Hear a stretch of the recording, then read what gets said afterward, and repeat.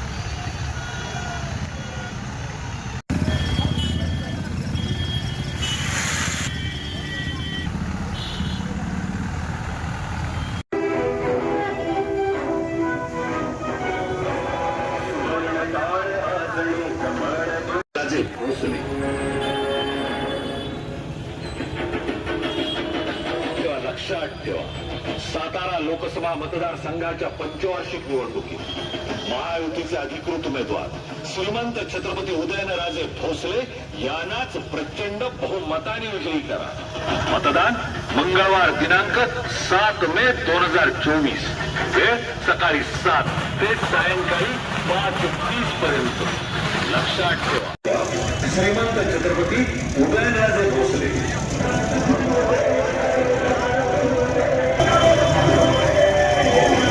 छत्रपती उदयनराजेंना निवडून देऊया, साताऱ्याचा विकास साधूया. आता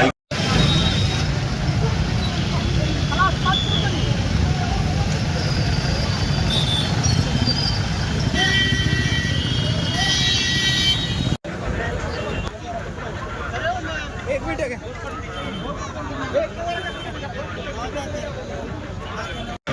लोककल्याणाचा वारसा आणि प्रत्येकाच्या क्षमतेचा आदर पुढे जाण्याची परंपरा कायम राहणारा जिल्ह्यातील जनतेला नेहमीच गृहीत धरता येईल.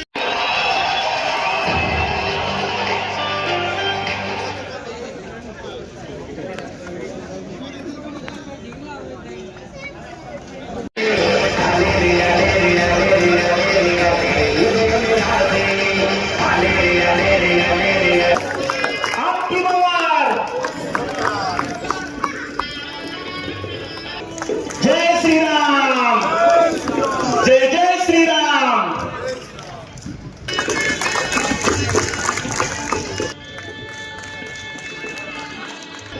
अप्पासू गायकवाड यांचा या पुस्तकाची प्रस्तावना भारतीय जनता पार्टीचे प्रदेशाध्यक्ष माननीय चंद्रशेखरजी बावनकुळे यांनी लिहिलेली आहे. तुमच्या विरोधात उभा राहूया, कारण 1994 जे त्यांनी काढलाय आणि मराठा समाजाचं त्यांनी जे वाटोळ केलंय. आजही आमचा मराठा समाज अजून मोर्चे काढतोय, आंदोलन करतोय. त्यांना मराठ्यांना आरक्षण अजून मिळालं नाही, ते आपल्या सरकारमुळे यावेळी मिळालं. जे आज मराठा समाजाला जे कुणबीचे दाखले यावेळी मिळत आहेत, हे आदरणीय एकनाथ शिंदे साहेब, फडणवीस साहेब आणि आदरणीय अजितदादा यांच्या प्रयत्नामुळे हे शक्य झालं.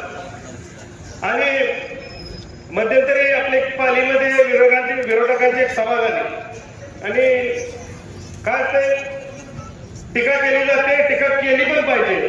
पण त्या पालीच्या सभेमध्ये एक इतक्या खालच्या पत्तीवर जाऊन एकाने टीका केली. बाळासाहेब खरं म्हणाले गेलं ते आम्हाला सहन झालं नाही. जर हे काय असते की 2-3 वर्षापूर्वी तिथं मेधा हॉस्पिटलच्या आपल्या शंभूतीर्थ चौकात आधी ग्राउंड मोकळा असायचं, तमाशातले सगळे पाले त्या ठिकाणी लागायचे. मग गावातली जत्रा असली की आम्ही तमाशा ठरवायला तिथं जायचो. आणि एकदा 2-3 वर्षापूर्वी एक तमाशा ठरवत असताना एक माणूस त्या ठिकाणी आला आणि तमाशाचा एक फडाचा मालक होता. त्याला म्हणू लागला की मला तमाशात काम करायचे, माझी लई इच्छा आहे, मला तुम्ही तमाशात घ्या.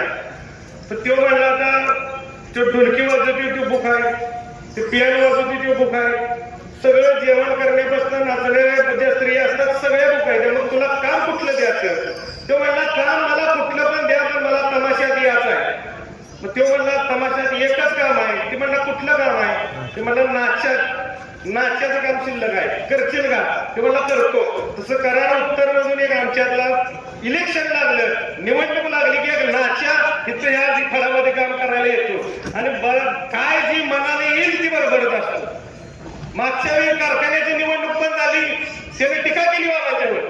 आमचे नेते आमच्या दैवत आदरणीय सुरेश बाबांच्यावरती पण टीका केली, पण झालं उलट 13,000 मताच्या फरकाने आमचा कारखाना आम्ही निवडून आलो. आज तुम्हाला खरं सांगायला गेलं, माझं गाव वडगाव आहे. वडगावात एक लक्ष्मीचं देऊळ आहे आणि कोणाला बसला तर रेडा होत नसलं तर ते त्या लक्ष्मीला जाऊन आम्ही नवस बोलतो की रेडा झालं तर पहिलं काय असेल ती रेडा सोडेल तुला. तसा लक्ष्मीला एखादा रेडा नवसाला सोडते, तसा उत्तरेत इकडे नवसाला सोडलाय रेडा. तो कायम आमच्यावर टीका करत असतो. फक्त सांगणं एवढंच आहे, तुम्ही आणि तुमच्या नेत्यानं सांगणं एवढंच आहे, कोरोना काळामध्ये सगळा इकडे देश मरत होता, सगळा अख्खा आपला देश इकडे जळत होता. पण आज जर कराड तालुक्याला सातारा जिल्ह्याला असेल, कोल्हापूर जिल्ह्याला असेल, तिकडे रत्नागिरी जिल्हा असेल, सांगली जिल्हा असेल, त्याच सांगली जिल्ह्यामध्ये कराड सगळीकडे ह्या कोरोनाचे पेशंट होते, कोरोनाचे रुग्ण होते. लोकांना वाचवण्याचं काम हे कृष्णा चॅरिटेबल ट्रस्ट आमच्या दैवत सुरेश बाबा यांनी केलं. आमचं चांगलं त्याला एवढंच आहे की तुम्ही एखादी ओपीडी करा. एवढ्या मोठ्या आम्ही 2-2 कारखाने आमचे नेते सांभाळत आहेत. लोकांना तिथं रोजगार मिळतोय, शेतकऱ्यांच्या ऊसाची बिलं चांगल्या पद्धतीने मिळत आहेत. बरं नाही झालं तर तुम्ही एखादा गुराळ करा, एखादी खाडसरी करा. आपली लायकी केवढी, बोलतोय किती, काही समजत नाही. आणि महाराज साहेब शिंदे साहेब आपल्या विरोधात आहेत. आदरणीय शिंदे साहेब आमदार आहेत, माजी मंत्री आहेत. सन्मानाने मी बोलतो, मला ते आमदार आहेत, माझी एवढी पात्रता नाही. पण आज महाराज साहेब एक सांगावंच, एक अभिमानानं सांगावंच वाटतं. छत्रपती उदयनराजे भोसले म्हणले की आमचा ऊर भरून महाराज येतो. आमचा नेता पण असा आहे, कुठला भ्रष्टाचाराचा डाग त्यांच्यावरती लागलेला नाही. आणि जे समोरच्या विरोधात आहे, घोटाळा कशात करावा, मुतारी आता काय असलेलं काही ईडी बिडी काही येणार नाही. समजा धरून त्यांना उद्या पोलीस स्टेशनला नेलं, उद्या कोर्टाने विचारलं काय केलं तुम्ही, सांगायचं मुतारीत घोटाळा केला. म्हणजे अशी अवस्था आहे आपल्या विरोधी उमेदवाराची. आणि आता मी फिरत असतो त्यावेळी मला एकदम म्हणले की एका विरोधी आमच्या ह्याच्यातले म्हणले की तुम्ही निवडणूक आली की वगैरे काय आलं की तुम्ही मोदी साहेबांच्यावर पिक्चर काढता, सगळं काढता, हे बरोबर दिसत नाही. मग मी त्यांना सांगितलं एवढंच, मग तुम्ही एक काम करा, राहुल गांधींच्या पिक्चर काढा, म्हणजे त्याचा फायदा बी आम्हालाच होईल. पण या ठिकाणी आपल्याला फार वेळ कमी आहे. आता चिठ्ठी दिल्या, मला बोलायचं भरपूर होतं, लिस्ट मोठी होती, तरी पण आता या ठिकाणी मी थांबतो. आणि लोकसभेमध्ये येणाऱ्या निवडणुकीत 7 मेला नरेंद्र मोदी साहेबांचे हात बळकट करण्यासाठी या ठिकाणी आपण श्रीमंत छत्रपती उदयनराजे भोसले यांना बहुमताने निवडून देऊया, एवढंच मी तुम्हाला सर्वांना आवाहन करतो. आणि नगरसेवक पदापासून आमदार, मंत्री आणि नंतर खासदार अशा विविध पदांना न्याय देण्याचं काम छत्रपती श्रीमंत उदयन महाराजांनी आपल्या कारकिर्दीमध्ये केलं. या मतदारसंघात देखील काम करत असताना सगळ्यांना समान न्याय देण्याच्या बाबतीमधली भूमिका ही छत्रपती श्रीमंत उदयन महाराजांनी मागच्या कालावधीमध्ये घेतली. आणि काम करत असताना त्यांचा एक स्वभाव आहे की खऱ्याला खरं म्हणायचं, आणि एखादी गोष्ट चुकीची असेल तर ती गोष्ट चुकीची म्हणायला महाराजसाहेब कधीही पुढं मागं पाहत नाही. आणि त्यामुळे आपण सगळ्यांनी मागं अनुभवलेलं आहे की महाराज साहेबांना आपण निवडून दिल्यानंतर देखील मार्ग योग्य नाही असं ज्या वेळेला महाराज साहेबांना वाटलं, ज्या वेळेला त्या पक्षाची देहधोरणं त्यांना पटली नाही, देशाच्या विकासासाठी काय गरजेचं आहे याचा विचार करून छत्रपती श्रीमंत उदयन महाराजांनी निवडून गेल्यानंतर 3 महिन्यामध्ये आपल्या पदाचा राजीनामा दिला. सत्तेचा पदाचा मोह त्यांनी केला नाही आणि छत्रपती श्रीमंत उदयन महाराज हे आदरणीय मोदीजींच्या पाठीशी उभं राहण्याच्या बाबतीमधली भूमिका घेऊन तुमच्या समोर आले. आता सातत्यानं केंद्र सरकारच्या माध्यमातून विविध विकास कामं ते ह्या भागासाठी करायचा प्रयत्न करत आहेत. आज या जिल्ह्यामध्ये तब्बल 9,900 कोटी रुपयाची कामं ही छत्रपती उदयन महाराजांच्या माध्यमातून आलेली आपल्याला दिसतात। मग ती नॅशनल हायवेची कामं असतील किंवा स्टेट हायवेची कामं असतील, केंद्र सरकारच्या माध्यमातून पाणी पुरवठा योजनांना मोठ्या प्रमाणावर निधी देण्याचं काम असेल किंवा राज्य सरकार आणि केंद्र सरकारच्या संयुक्त विद्यमानं जी कामं होणं गरजेचं आहे ती कामं करण्याच्या बाबतीमधलं काम त्यांचं असेल। केंद्रामध्ये त्यांचा उत्तम संपर्क हा देशामधल्या सगळ्या नेत्यांशी आदरणीय गडकरी साहेबांच्या माध्यमातून देखील ओव्हरब्रिजची जी कामं आहेत ती मोठ्या प्रमाणावर करण्याचा प्रयत्न आदरणीय छत्रपती उदयन महाराजांनी केला। कराड शहरामध्ये 14 लेनिंग रस्ता आता होताना आपण प्रत्यक्ष पाहतोय आणि त्या 14 लेनिंग रस्त्याला सुद्धा अतिरिक्त निधी मंजूर करून देण्याच्या बाबतीमधला प्रयत्न हा छत्रपती श्रीमंत उदयन महाराजांनी केला। उमरतच्या पुलाचे प्रश्न असतील किंवा आपल्या मलकापूरमध्ये जाणाऱ्या फ्लायओव्हरचे प्रश्न असतील ते सगळे छत्रपती श्रीमंत उदयन महाराजांनी सोडवले। वेळ प्रसंगी आपल्या मधले जे शिष्टमंडळ आहे ते गडकरी साहेबांपर्यंत पोहोचवण्याचं काम देखील छत्रपती उदयन महाराजांनी केलं।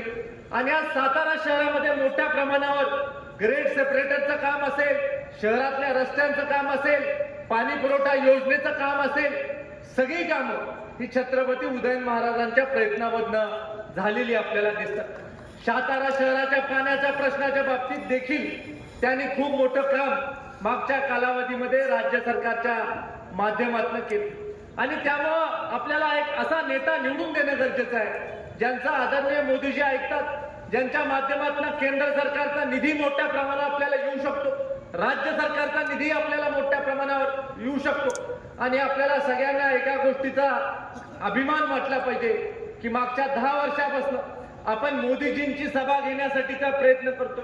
2014 पासून आपला प्रयत्न चालू आहे की एकदा मोदीजींची सभा व्हावी, पण फक्त आणि फक्त छत्रपती श्रीमंत उदयन महाराजांच्या प्रचाराच्या निमित्तानं कराडकरांना विनंती करण्यासाठी, त्यांचा प्रचार करण्यासाठी आज मोदीजी आपल्याकडे आले आणि त्यांनी विनंती केली की प्रत्येकाने घरोघरी जावा, प्रचार करा, माझा निरोप प्रत्येक घरापर्यंत द्या आणि आपले उमेदवार आदरणीय छत्रपती उदयन महाराजांना मोठ्या मताधिक्यानं निवडून आपण मागं दाखवून दिलं की कमळाला मतदान करण्याच्या बाबतीमधली आपली भूमिका कराडच्या योजना शहरांसाठी केलेल्या। आज तुम्ही देशामधलं कुठलंही शहर पाहिलं तर मोठ्या शहरांचा एक आराखडा तयार करण्याचं काम केंद्र सरकारने केलं।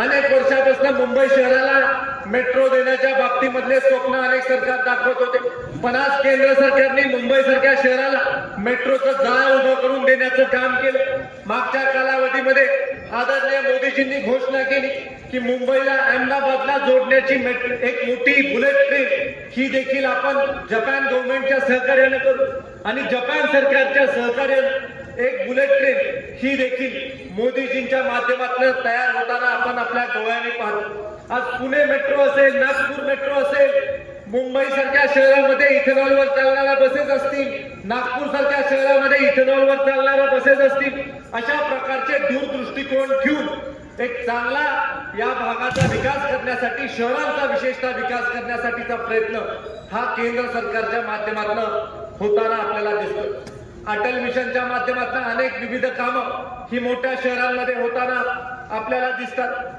आपल्या कराड शहरामध्ये देखील आपण मागच्या कालावधीमध्ये आदरणीय देवेंद्रजी फडणवीस साहेबांना विनंती केली की या शहरामध्ये स्वर्गीय चव्हाण साहेबांच्या काळामध्ये स्टेडियमची उभारणी झाली होती आणि तेव्हापासून आतापर्यंत स्टेडियमच्या डागडुजीसाठी देखील योग्य तो निधी उपलब्ध झाला नाही। आणि देवेंद्रजींनी कृषी प्रदर्शनाच्या त्यांच्या भाषणामध्ये घोषणा केली, त्यांनी सांगितलं की अतुलराव तुम्ही मागणी केली आणि छत्रपती उदयन महाराजांनी देखील त्या मागणीला पूर्ण ताकद दिली आणि त्यामुळं मी छत्रपती उदयन महाराजांच्या मागणीवरून कराडच्या छत्रपती शिवाजी महाराज स्टेडियमला भरघोष निधी येणाऱ्या काळामध्ये उपलब्ध करून दिला, अशा प्रकारची घोषणा ही देखील उदयन महाराजांच्या मागणीवरनं आदरणीय देवेंद्रजींनी केली। माझी खात्री आहे की आचारसंहिता संपल्यानंतर बजेट सेशन मध्ये निश्चित राज्य सरकारच्या माध्यमातून आपल्या स्टेडियमला न्याय देण्याचं काम देवेंद्रजी फडणवीस साहेबांच्या माध्यमातून झाल्याशिवाय राहणार। या मतदारसंघाला मोठ्या प्रमाणावर विकास निधी भारतीय जनता पार्टीने उपलब्ध करून दिलेला भारतीय जनता पक्षाने 434 कोटी रुपयाचा निधी महायुतीच्या सरकारच्या माध्यमातून उपलब्ध करून देण्याचं काम मागच्या कालावधीमध्ये केलेले आणि आपण सगळे जाणता की आदरणीय मुख्यमंत्री असतील, आपले आदरणीय देवेंद्र दादा उपमुख्यमंत्री असतील, दुसरे उपमुख्यमंत्री अजित दादा असतील, या तिघांनी ठरवलेलं आहे की सातारा जिल्ह्याला जे जे लागेल, मग पर्यटनासाठी लागेल, रोजगाराच्या निर्मितीसाठी लागेल, रस्त्यांसाठी लागेल किंवा इतर नागरी सुविधेसाठी लागेल, ते उपलब्ध करून देण्याच्या बाबतीमधला प्रयत्न आज या महायुतीच्या सरकारच्या माध्यमातून होतो. बरेच वेळेला आपल्याला प्रश्न पडतो की आपण खासदार निवडून देत असताना काय निकष ठेवले पाहिजे. तर मला आपल्याला खऱ्या अर्थानं सांगायचंय की आपण खासदार निवडून देत असताना निकष एवढेच ठेवले पाहिजे की आपले जे खासदार आहेत ते आपले विचार लोकसभेमध्ये मांडू शकले पाहिजे. आपले जे खासदार आहेत ते लोकसभेमध्ये जाऊन आपले प्रश्न सोडवण्याची क्षमता त्यांच्यामध्ये असली पाहिजे. आपले जे खासदार आहेत त्यांचं केंद्र सरकारच्या नेतृत्वाशी सलोख्याचे संबंध असले पाहिजे. आपले जे खासदार आहेत त्यांना दूरदृष्टिकोन असला पाहिजे या भागाच्या विकासासाठी, या लोकांच्या विकासासाठी. परवा देखील आदरणीय मोदीजींच्या भाषणाच्या आधी आदरणीय छत्रपती उदयन महाराजांनी काही महत्वपूर्ण मुद्दे मांडले. त्यामध्ये एक महत्वपूर्ण मुद्दा त्यांनी मांडला, त्याचा देखील उल्लेख मी आज करू इच्छितो की हर हर कृष्णेसारखा प्रकल्प, जसा गंगेचा प्रकल्प आदरणीय मोदीजींनी केला, तसा कृष्णा नदीचा प्रकल्प, जी नदी आपल्याला जीवनदान देते, ज्या नदीच्या माध्यमातून या परिसराचा विकास झालाय आणि ज्या नदीच्यामुळे या परिसरामध्ये सुजलाम सुफलाम आपण झालेलो आहे, त्या नदीची सेवा करण्याची मानसिकता ही आपले उमेदवार छत्रपती श्रीमंत उदयन महाराजांनी ठेवली. आणि त्यामुळे अशा प्रकारचा खासदार आपल्याला निवडून दिला पाहिजे, जे खासदार या परिसराच्या 25 वर्षाच्या भवितव्यासाठी, येणाऱ्या काळामध्ये आपल्या तरुण पिढीच्या भवितव्यासाठी विचार करू शकतो. त्याने उल्लेख केला की मला या परिसरामध्ये IT पार्क उभा करायचा आहे, मला या परिसरातल्या तरुणांच्या हाताला काम देण्याच्या बाबतीमधला प्रयत्न करायचा आहे. आणि त्यामुळे त्यांनी आपलं विजन हे आपल्या समोर ठेवलेलं आहे. आणि त्यामुळे आपली सगळ्यांची जबाबदारी आहे की आपण सगळ्यांनी एकत्रित येऊ. राजू बाबा असतील, भारतीय जनता पार्टीचे नगरसेवक असतील, कार्यकर्ते असतील, शिवसेना शिंदे गटाचे कार्यकर्ते असतील, राष्ट्रवादी काँग्रेस पार्टीचे कार्यकर्ते असतील, रासपचे कार्यकर्ते असतील, बळीराजा शेतकरी संघटनेचे कार्यकर्ते असतील, रयत क्रांती संघटनेचे कार्यकर्ते असतील, जितके म्हणून आपले घटक पक्ष आहेत त्या सगळ्या घटक पक्षांनी, RPI सारखा आपला पक्ष असेल जो ताकदीनं आज कामाला लागलाय, असे सगळे घटक पक्ष आपले ताकदीनं छत्रपती श्रीमंत उदयन महाराजांच्या पाठीशी उभे राहिले पाहिजेत. आणि खऱ्या अर्थानं मला खात्री वाटते की कराड दक्षिण विधानसभा मतदारसंघामधून महाराज साहेब आम्ही निश्चित स्वरूपी तुम्हाला आघाडी दिल्याशिवाय राहणार नाही, एवढी विनंती, एवढी सगळ्या कार्यकर्त्यांच्या वतीनं मी तुम्हाला आश्वस्त करू इच्छितो. मी सगळ्यांना विनंती करतो की शेवटचे 4 दिवस आपले प्रचाराचे राहिलेले आहेत, आपण सगळ्यांनी ताकदीनं प्रत्येक घरामध्ये गेलं पाहिजे. मोदीजींचा जो निरोप आहे तो प्रत्येक घरापर्यंत पोहोचवला पाहिजे आणि भरघोष मताचा टक्का वाढवण्याचं काम केलं पाहिजे.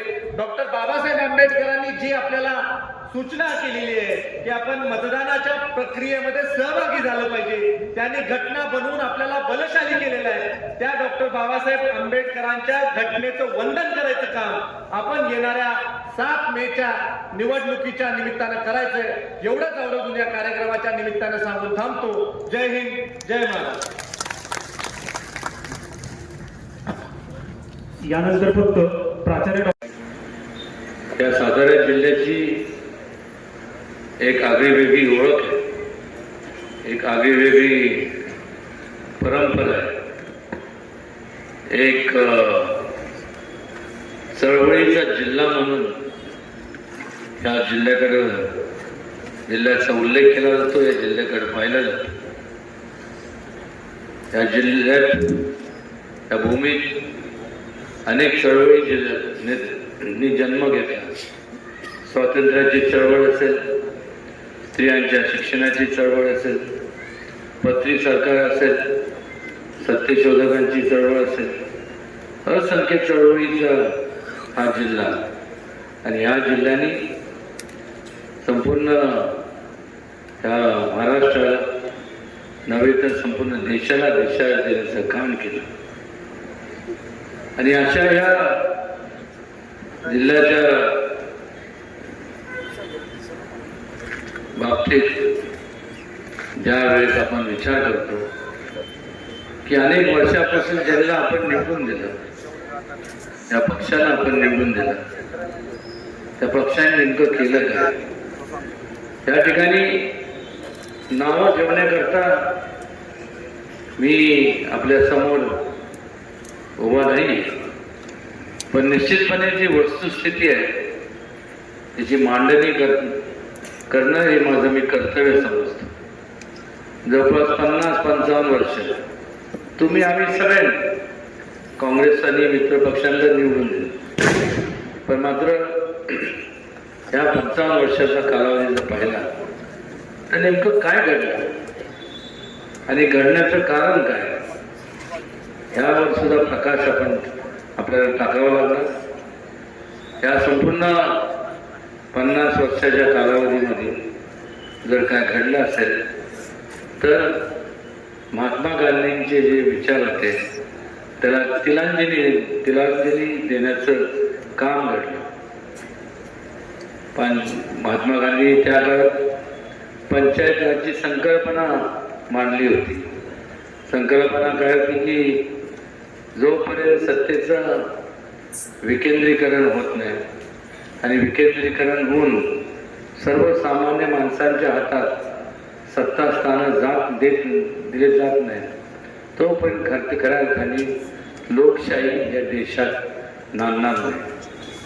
आणि या 50-55 वर्षाच्या कालावधीत आपण जरा वळून पाहा की नेमकं या उलट सगळं झालं. सत्तेचं विकेंद्रीकरण तर लांब राहिलं, पण मात्र मोठ्या प्रमाणावर सत्तेचं केंद्रीकरण झालं. आणि जेव्हा केंद्रीकरण होतं त्यावेळेस संपूर्ण अधिकार एका विशिष्ट लोकांकडे असतात आणि मग लोकांना सोयीप्रमाणे त्यांचा लोकांचा समाजाचा लोकशाहीतले तुमच्यासारख्या राजांचा स्वतःच्या सोयीसाठी सोय करतात, स्वतःच्या स्वार्थाकरता स्वतःच्या संपूर्ण त्यांचा वापर केला जातो, त्यांना वापरलं जातं. हेच नेमकं घडत आलं. 1, 2, 3 असं बघता बघता अनेक वर्ष पार पडले. लोकांमध्ये त्या काळात अनेक घोषणा दिल्या गेल्या, जसं मगाशी दिलीपराव कांबळेंनी सांगितलं, गरिबी हटाओ, देश बचाओ, जय जवान जय किसान, या घोषणाच लावून गेल्या. आणि त्यामुळे लोकांनी ज्या अपेक्षांनी ज्या काँग्रेसला त्यांच्या मित्र पक्षांना निवडून दिलं तर त्यांच्या मोठ्या प्रमाणावर असंतोष निर्माण झाला. त्याचं रूपांतर एका चळवळीत झालं. ही चळवळ जी निर्माण झाली ही का झाली, त्याला कोणी खतपाणी घातलं नव्हतं, पण लोकांना त्यांच्या मूलभूत ज्या गरजा होत्या तेवढ्या सुद्धा त्यांना मिळत नव्हत्या किंवा त्यांच्यापासून त्यांना वंचित ठेवण्यात आलं. आणि त्यामुळं मोठा उठाव या देशभरात झाला. आणि संविधाना बाबतीत जे बोलतात की संविधान आम्ही म्हणजे भारतीय जनता पक्ष आणि युती शासन महायुती सरकार हे बदललं. खरं तर संपूर्ण त्या काळात एमर्जन्सी लागू करून त्या काळात काँग्रेसच्या ज्येष्ठ नेत्या पंतप्रधान इंदिरा गांधींनी त्या संपूर्ण कॉन्स्टिट्यूशन म्हणा संविधान याचा संपूर्ण खात्मा करून टाकला. जो कोण स्वतः ज्याच्यावर अन्याय होतो तो निश्चितपणे आवाज उठवतो. कारण ज्या वेळेस आपण आपल्या लोकप्रतिनिधींना निवडून देतो तेव्हा त्या लोकप्रतिनिधींकडनं लोकांच्या अपेक्षा असतात आणि नेमकं त्याकडे दुर्लक्ष केलं गेलं एवढे वर्ष. आणि त्यामुळं ज्यांनी होणारा अन्याय त्यांनी त्याच्या विरोधात आवाज उठवल्यानंतर त्यांना जेलमध्ये पाठवण्यात आलं. संपूर्ण दामटून ठेवण्याचं काम केलं. ही वस्तुस्थिती आहे. हे काय निवडणूक आहे म्हणून मी बोलत नाही. हे सांगण्याचं कारण एवढंच होतं की एका काळी जो संपूर्ण देशावरती राज्य करत होता, म्हणजे स्वातंत्र्यानंतर जवळपास 50-55-60 वर्ष ज्या पक्षाने राज्य केलं, आज त्या पक्षाची अवस्था म्हणजे दुर्दशा बघा. त्या काळात फक्त 2च भारतीय जनता पक्षाचे खासदार होते, अटल बिहारी वाजपेयीजी आणि लालकृष्ण अडवाणीजी. आणि मग लोकांनी ठरवलं, तुम्ही लोकशाहीतल्या राजाने निर्णय घेतला की आता बस, आपल्याला जर आपलं विकास घडवून आणायचा असेल, आपल्याला डेव्हलपमेंट आपल्याला करायची असेल, आपल्या कुटुंबातल्या तरुणांना भविष्य काय पाहायचं असेल, तर ही संपूर्ण हे शासन नको, महाविकास आघाडीचं अजिबात शासन नको. आणि निर्णय घेण्यात आला आणि त्यामुळं परिवर्तन झालं. आज संपूर्ण देशभरात, केंद्रात आणि राज्यांमध्ये या देशातला सगळ्यात मोठा पक्ष जर कुठला असेल तर भारतीय जनता पक्ष, आणि त्यांना साथ देणारे त्यांचे महायुतीतले संपूर्ण मित्र पक्ष. आणि मग केवळ ह्या देशात नाही तर जगभरात आज भारतीय जनता पक्ष सगळ्यात मोठी पक्ष म्हणून, पार्टी म्हणून आज भारतीय जनता पक्षाची ओळख निर्माण झाली. सांगण्याचं एवढंच कारण की जे 55 वर्षात जे घडलं नाही, फक्त घोषणा दिल्या गेल्या, घोषणा त्यांनी दिल्या, पण ह्या 10 वर्षाच्या कालावधीमध्ये त्या घोषणाची दिलेल्या लोकांनी वचनपूर्ती केली नाही. पण त्याची वचनपूर्ती म्हणा, ते अंमलात किंवा ते पूर्ण जर कोणी केले असेल तर मला अभिमानाने सांगावंच वाटतं की भारतीय जनता पक्ष आणि महायुतीने या संपूर्ण त्या पूर्ण केल्या. गरिबांच्या बद्दल बोललं गेलं, पण कुठलीही उपाययोजना आखली गेली नाही. त्याचबरोबर जवानांच्या बाबतीत बोललं गेलं, शेतकऱ्यांच्या बाबतीत बोललं गेलं, शेतकरी म्हणजेच किसानच्या बाबतीत बोललं गेलं, पण कुठल्याही प्रकारची योजना आखली गेली नाही. पण मात्र भारतीय जनता पक्षाने एक स्थिर सरकार जेव्हा असतं त्यावेळेस एक प्रकारचं नियोजनबद्ध कार्यक्रम राबवता येतो आणि संपूर्ण या देशातल्या जे दुर्लक्षित, दुर्गम भागात राहणारे आणि जे लोक आहेत, जो वर्ग आहे, महिलांचं सक्षमीकरण असेल, त्याचबरोबर तरुणांचं एम्पॉवरमेंट असेल, मेक इन इंडिया असेल, क्रीडा क्षेत्र असेल, अशा वेगवेगळ्या क्षेत्रामध्ये मोठ्या प्रमाणावरती आपण जर पाहिलं तर मोठ्या योजना राबवल्या गेल्या. आज संपूर्ण प्रत्येकाला एक आशेचं किरण आता नजरेसमोर दिसायला लागले आणि ते सुद्धा मोदीजींच्या कुशल नेतृत्वाखाली भारतीय जनता पक्ष आणि मित्र पक्षाच्या मुळे आज ही परिस्थिती निर्माण झाली. आणि दुसऱ्या बाजूला जर आपण पाहिलं महाविकास आघाडी, मला तर आवर्जून कधी कधी असं वाटतं की ती महाविकास नाही, महाविकास आघाडी आहे. कारण ज्या वेळेस कुठलेही काम न करता लोकांसमोर जाण्याचं धाडस एक लोक कसे करतात हे आपण त्यांना तेव्हा त्यांना आवर्जून विचारणं गरजेचं आहे. आणि मग स्वतःचा नाकर्तेपणा किंवा कुठलेही नाकर्तेपणा घडवण्याकरता मग एकच गोष्ट होती, ते म्हणजे दुसऱ्याला नावं ठेवणं. त्यांनी असंच केलं, ते संविधान बदलणार आहे आणि ते तसेच आहे. जातीवादी पक्ष आणि त्यांना जवळ करू नका. त्याचबरोबर संपूर्ण मुस्लिम समाजाच्या विरोधातला हा पक्ष आहे. मला आवर्जून या ठिकाणी मला कळत नाही की मगाशी सुरुवातीला प्रास्ताविक ज्यांनी केलं त्यांनी थोडक्यात त्यांनी सांगितलं, पण 23 मार्च 94 तुम्ही बघा तुमच्या गुगलवरती किंवा तुम्ही जावा शोध घ्या, कम्प्युटरवरती जावा, तुम्हाला सगळं त्याच्यात इतिहास मिळेल. 23 मार्च 94 त्यांनी एक नोटिफिकेशन काढलं. गव्हर्नमेंटचं GR पण नाही, नोटिफिकेशन. आणि काय केलं तर त्यात त्यांनी संपूर्ण आज जे जाती जातीमध्ये तेढ जे निर्माण झालेले पाकळ हे तेढ निर्माण करायचं पाप त्यांनी केलं. मंडल आयोगाचे त्यावेळेस BP सिंग हे पंतप्रधान होते, त्यावेळेस मंडल आयोग त्यांनी बनवलं, तयार केला. मंडळ आयोग म्हणजे काय, आर्थिकदृष्ट्या दुर्बल यांना संपूर्ण सवलती दिल्या जाव्यात.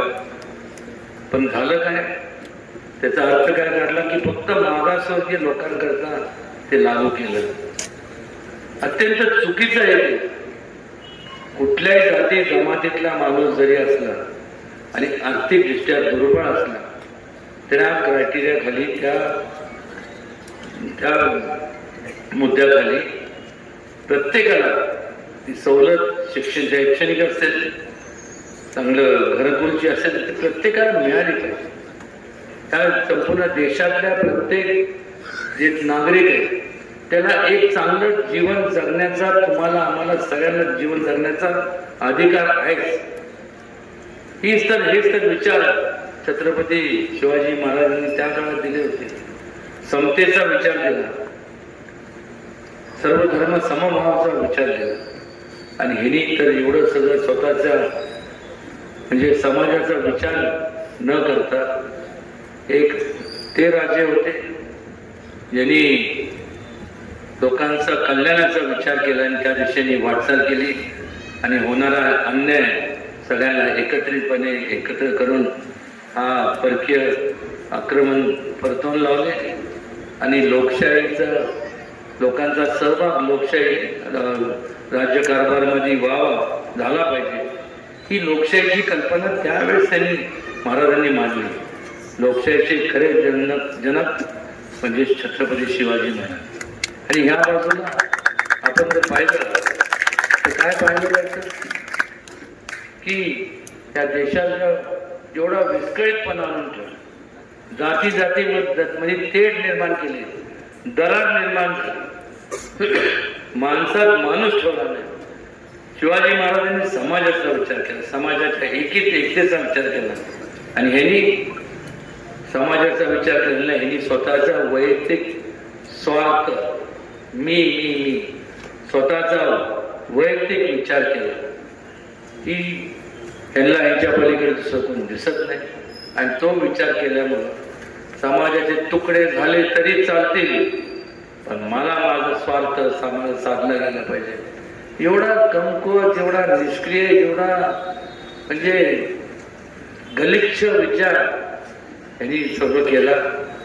आणि आज हा विचार करत असताना यशवंत विचारांचं तुम्ही सांगता की आम्ही पायिक आहोत, कुठल्या हिशोबाने आपण असं विचार करणारे यशवंत विचारांचे पायिक होऊच शकत नाही. यशवंत विचार म्हणजे लोक कल्याणाचे विचार. त्यातून ह्या संपूर्ण सातारा लोकसभा मतदारसंघात 16,80,000 एवढे लोक असताना म्हणजे संपूर्ण 6 मतदारसंघात मग वाई असेल, सातारा असेल, कोरेगाव असेल, उत्तर कराड, दक्षिण कराड आणि पाटण ह्या संपूर्ण ह्याच्यात 16,80,000 मतदान आहे. आणि ह्या संपूर्ण 16,80,000 म्हणजे त्याला आपण भिंग म्हणतो ना, मॅग्निफाईंग ग्लासला भिंग म्हणतो ना. म्हणजे यांच्या मनात यशवंत विचार होते, त्यांनी ते मॅग्निफाईंग ग्लास घेतला, प्रत्येक तालुक्यात गेले, बारकाईने बघितलं, इकडं गेले तिकडे गेले, ही जिल्हा परिषद पंचायत समिती सगळ्या गटात गेले, नगरपालिकेच्या याच्यात गेले. आणि मग त्यांनी त्यांना असा एक व्यक्ती मिळाला की त्याला उमेदवारी दिली, आणि ज्याला उमेदवारी दिली त्यांनी आज ज्याला दिली त्याचे आज संपूर्ण शिष्टाचार तर लांब राहिला, संपूर्ण भ्रष्टाचाराचा संपूर्ण सगळा इतिहास असणाऱ्या व्यक्तीला दिला. म्हणजे ह्या 16,80,000 लोकांमधनं एकही चारित्र्य संपन्न माणूस किंवा उमेदवार त्यांना मिळाला नाही का? म्हणजे असंच म्हणावं लागेल की त्यांच्या अवतीभोवती सगळे घोटाळेखोर आहे, असंच त्याचा अर्थ होतो. कारण की शोधत असताना तर त्यांना असा उमेदवार मिळाला.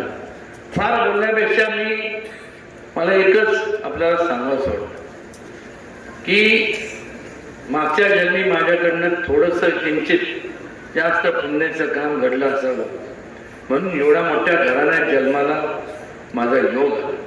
हे योगायोगाच्या गोष्टी आहेत. माझ्या ठिकाणी तुम्ही असता, कोणी पण असू शकता, आणि मग तुम्ही असता तर नीट ऐका मी काय म्हणतोय ते. तुम्ही असता तर मी सुद्धा तुमच्याकडनं जे कोण असते मी सुद्धा त्या व्यक्तीकडनं आपण सगळ्यांनी अपेक्षा त्याच केल्या असतात ज्या तुम्ही माझ्याकडनं करताय, की ह्या घराण्याचा मी वारसा सांगतो, त्याचा वसा पुढं घेऊन जात असताना छत्रपती शिवाजी महाराजांचे विचार त्याचं पालन करणं मी माझं कर्तव्य समजतो. आणि त्याच पद्धतीने गेले 30-32-35 वर्ष सर्वसामान्य माणसांना, लोकांना, कुठल्याही जाती धर्म मी इथं मानत नाही. मनुष्य हीच जाते असं मी मानतो. आणि त्यामुळं मी ते मानून कधी या विचार मी राजकारणात जरी असलो तरी राजकारण कधी केलं नाही. केलं तर लोकहिताचं, लोकांच्या उपयोगी, त्यांच्या कुटुंबाचं जीवनमान कसं उंचवलं जाईल, त्यांना सुखसोयी कशा मिळतील याचं समाजकारण केलेलं, एवढंच या ठिकाणी मला आवर्जून नमूद करा असं वाटतं. बोलण्यासारखं भरपूर आहे, किती बोलायचं. आज तुम्ही लोकशाहीतले राजे आहात. निवडणुका आल्या की बघा, तुम्ही कधी पण नोटीस करा, कधी पण तुम्ही बारकाईने निरीक्षण करा. फार येणार चकाचक कपडे बिपडे असं तसं भांग बिंग पाडून सगळे, आणि मग पेंबीच्या देठापासून बोलणार. तळागाळच्या लोकांबद्दल जी तळमळ आहे ती आम्ही समोरच्या बोलताना आपल्याला वाटलं पाहिजे, अरे वा, ते उदयनराजे बिनराजे कोण नाही, हाच खरा उमेदवार.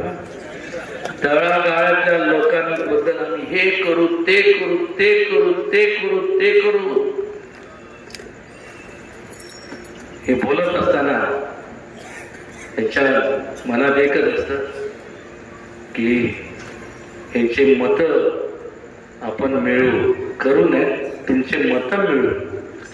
आणि मग एकदा निवडणूकचा निकाल लागला, मग त्या पदावरती किंवा निवडून आल्यानंतर त्याच तळमळीच्या लोकांबद्दल, तळागाळातल्या लोकांबद्दल तळमळीने जे लोक बोलत होते त्याच लोकांकडे पाठ फिरवली दिली, त्याच लोकांना जास्तीत जास्त गाळात घालण्याचं काम हे आजवर झालेलं आहे. ही वस्तुस्थिती. त्यामुळेच तेवढा मोठा देशात उठाव झाला, त्यामुळेच तर एमर्जन्सी लागू केली. 55 वर्षाच्या कालावधीमध्ये त्यांनी जे केले नाही, आता अजून किती वर्ष देणार. आता समोर या ठिकाणी बरेचसे वयस्कर लोक बसले. आज वयस्कर आहे, पण त्याचे 35-40 वर्षापूर्वी ही लोक सुद्धा त्यांच्या आई तारुण्यात होते. मग संधी मिळाली नाही, काय कुठले दालन ते नव्हते विकासाचे. आज असे अनेक 1, 2 नाही 3, 4 पिढ्या आज नैराश्य येतं, जेव्हा इच्छा असते की आपण हे करावं ते करावं, पण स्कोप न मिळाल्यामुळं नैराश्य येतं. पण अधिकार दिला कोणी यांना की आज व्यक्ती केंद्रित तुम्ही झाला, आणि तुमच्यामुळे अनेक तरुणांचं, त्या काळातल्या तरुणांचं जे संपूर्ण तुम्ही खच्चीकरण झालं, त्याला तुम्हीच हे लोक जबाबदार आहे. हा निर्णय तुम्हाला घ्यायचा आहे. तुम्हाला ते तुम्ही सोचले, तुम्हाला म्हणजे कोणाला वाटत नाही. तुम्हाला असं वाटतंय की जे तुम्हाला तुमच्या नशिबी आलं ते तुमच्या कुटुंबातले जे लहान लहान तरुण आहेत, जे कधी ना कधी मोठे होतील, या देशाचे जे भविष्य काय त्यांच्या नशिबी हे असं व्हावं असं वाटतं तुम्हाला? विचारतोय तुम्हाला. मग एवढं जोरातही नाही मला एखादं सगळ्यांना वाटतं की नशिबी यावं, जोरात आवाज देखील मला वाटलं झोपले नाही. शिक्षेचा भाग सोडून द्या. समुद्राच्या लाटा या कोणासाठी थांबत नाही, त्याचप्रमाणे घड्याळाचा काटा हा कोणासाठी थांबत नाही. एका वेळ गेली ती गेली आणि त्यानंतर तुमच्या आमच्या नशिबी काय होतं? पश्चाताप करण्यापलीकडे काही होत नाही. मला सोडून द्या, मला सोडून द्या, चला. पण तुम्ही तुमच्या जे तरुण जे पिढी आहे तुमच्या, त्यांचा विचार करणार आहे तुम्ही.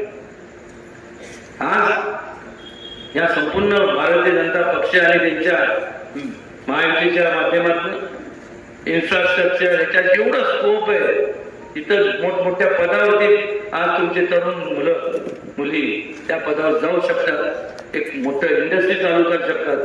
का त्यांनी स्वप्न बघायचे नाही? का फक्त उदयनराजेंनीच मागता घेतलं गाडीतल्या फिरायचं? प्रत्येकाला वाटतं की आपल्या पण असं राहावं, तसं पाहिजे, आणि का नको?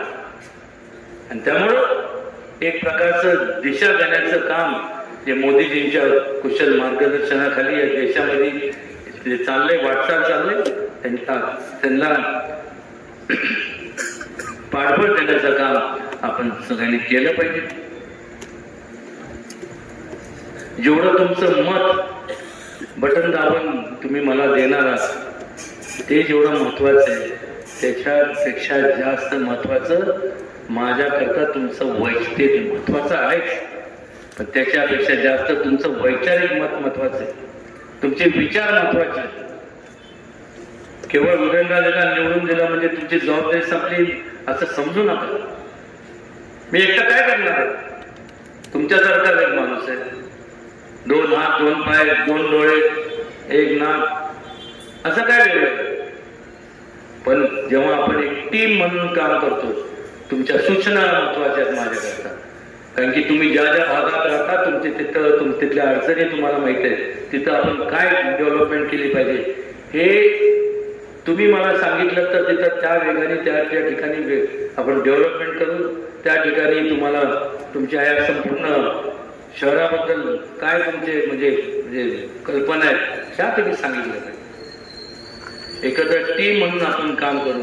क्रिकेट हा गेम, फुटबॉल, बेसबॉल, हॉकी हे सगळे टीम स्पिरिटचे गेम आहे, टीम वर्कचे. एकटं नाही तर बरोबर नरेंद्र मोदी एकटे काय करू शकतात, पण टीम चांगली असली तर काय करू नाही शकत हे आपल्याला सगळीकडे चौकडे आपण जर बघितलं तर आपल्याला कळायला मिळतं. टीम महत्वाची आहे आणि टीम महत्वाची असल्यानंतर जो लीडर तुम्ही टीमचा निवडता तो सुद्धा महत्वाचा. एका बाजूला शिष्टाचार असणारा आणि दुसऱ्या बाजूला भ्रष्टाचार असणारा. करा लोकशाहीतले तुम्ही राजे आहेत. कोणाला मतदान करणार? शिष्टाचाराला का भ्रष्टाचाराला? कोणाला? भ्रष्टाचार करा. भ्रष्टाचार करा. तसं जर झालं तर तुम्ही विचार करा. तुमच्या हाय काय त्या संस्था दिसतात आहे ना, फोटो फिनिश, आणि मग पश्चाताप जो होतो त्याला जबाबदार तुम्ही असणार आहे. फार मी बोलणार नाही, बोलण्यासारखं भरपूर आहे. तुम्ही सगळे आता मतदानाचा अधिकार तुम्हाला प्राप्त झालेला आहे. फार बोलण्यापेक्षा तुम्ही सुज्ञ मतदार राजे आहात. योग्य तो निर्णय घ्या आणि वाटल त्या परिस्थितीत मला निवडून द्या. कळलं का? हा आवाज एकदम मारला. मी तरी काय करणार? कधी ऍम्प्लिफायरचा आवाज वाढतो ना, तुम्ही म्हणणार आता असं का, बघतो जाता, काय बघू नका, जे बघायचं आता बघा, 7 तारखेला तसं काय बघू नका, ते 2 नंबरचं जे बटन आहे ते दाबा आणि आपला आशीर्वाद मला द्या, एवढंच या ठिकाणी विनम्रपणे सांगतो. आणि आपण या ठिकाणी वेळ काढून आला